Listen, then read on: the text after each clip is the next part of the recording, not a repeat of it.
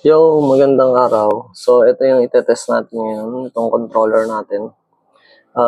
Nintendo Switch Pro Controller. So, ayun yung visual niya. So, declared naman sa post ko, ito lang yung mga flaws niya. Meron lang dyan dents. Pero tingin ko to sa paglalagay sa bag. Kasi buong buo yung ano niya. Makinis, walang issue. Original lahat ng parts. Ito kasi tinanggal ko to para makita ko kung talagang may naging damage. So, makinis to. Ang kagandahan nito, kasama pa yung USB cord niya. Yung original mismo.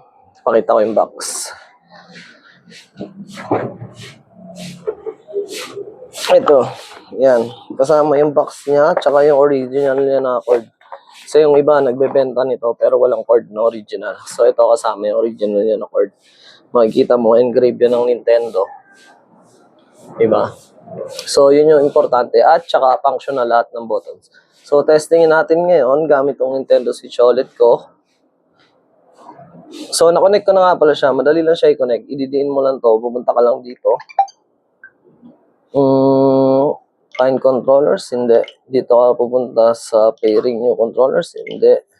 Change grip order ka lang. Pagpunta mo dyan, didiin mo lang to hanggang mag-connect siya dun sa unit mo. So, testing natin yung buttons. Again, connected na siya. Unahin natin sa analog.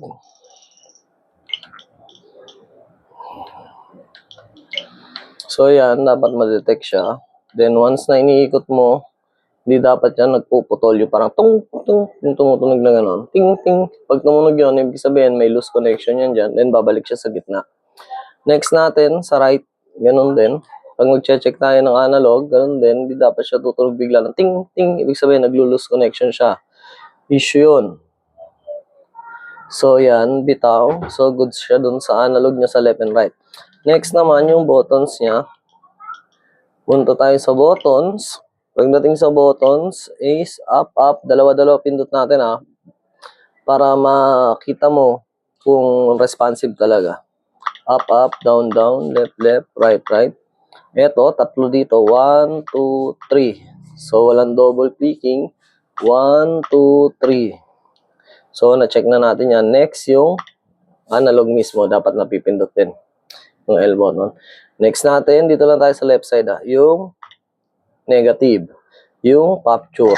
So, lahat ng buttons dito sa left is na-check na natin ngayon. Next naman natin is sa right side. Pag-umpisa natin sa positive. So, nag-grid siya. Dalawa nga pala, pipindutin natin X, X, A, A, B, B. Then, yung analog. Okay. So, all complete. Yung home, iniwan ko kasi mamaya yun para mag-back. Then, yung R, tatlo dapat. Wala siyang double clicking. Kasi yung importante, meron kasi mga buttons na nagdo-double click sa ibang unit. So, yun lang yung dito, yung concern natin. So, yun lang. Sabi ko nga sa inyo, ayan lang yung plus niya. So, for me kung ako magpe-personal, dito na ako. Ang kinis nito. Ito lang naman problema. Bilang mo ng grip tape, ng grip cups. Functional, makinis, kompleto. Di ba? So, yung home button, di natin napindot kanina. So, yun. Babalik siya sa home button. So, yun lang. Para maikli lang yung video natin. Salamat. Sa kukuha pala nito, check mo rin yung grip, ano niya, kung pudpod. So, ayan, makikita mo. Ganda, di ba? Bumbo. Original, makinis yan. Malinis. Di ba? So, yun lang. Thank you.